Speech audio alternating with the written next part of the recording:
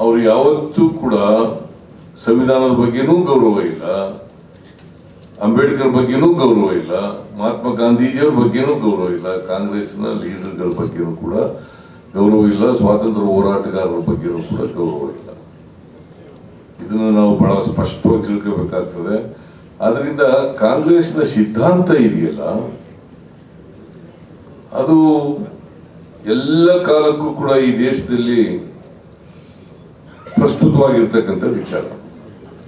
ಅದನ್ನ ನಮ್ಮ ಕಾರ್ಯಕರ್ತರಿಗೆ ತಿಳಿಸ್ತಕ್ಕಂಥ, ನಮ್ಮ ಮುಖಂಡರಿಗೆ ತಿಳಿಸ್ತಕ್ಕಂಥ, ಅದಕ್ಕೆ ನಾನು ಅನೇಕ ಸಾರಿ ಹೇಳಿದ್ದೀನಿ,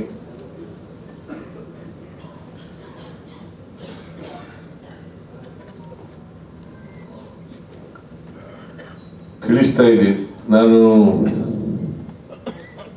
ನಮ್ಮ ಕಾರ್ಯಕರ್ತರಿಗೆ ತಿಳಿಸ್ತಾ ಇದ್ದೀನಿ, ನೀವು ಯಾವತ್ತೂ ಕೂಡ ಈ ಭಾರತೀಯ ಜನತಾ ಪಕ್ಷ ಇದೆಯಲ್ಲ, ಅವರು ಬದಲಾವಣೆಗೆ ವಿರುದ್ಧ ಇರ್ತಕ್ಕಂಥವ್ರು. ನೀವು ಯಾವತ್ತಾರು ನೋಡಿ, ಇವತ್ತು ಬಹಳ ಮಾತಾಡ್ತಾರೆ ಭಾರತೀಯ ಜನತಾ ಪಕ್ಷದವರು.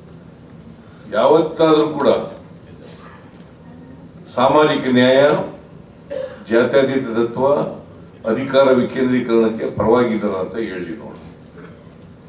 ಅವ್ರು ಘೋಷಣೆ ಮಾಡಲಿ,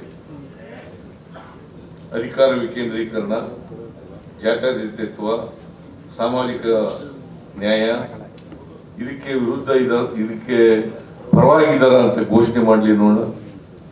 ಮಾಡಲ್ಲ ಅವ್ರು ಯಾವತ್ತು, ಆದ್ರೆ ಹೇಳ್ತಾರೆ ಅಷ್ಟೇ. ಮಹಾತ್ಮ ಗಾಂಧೀಜಿ ಏನು ಇಲ್ಲಿ ಸರ್ದಾರ್ ವಲ್ಲಭಭಾಯಿ ಪಟೇಲ್ ಪ್ರತಿಮೆ ದೊಡ್ಡದಾಗಿ ಮಾಡಿಬಿಟ್ಟಿದ್ದಾರೆ.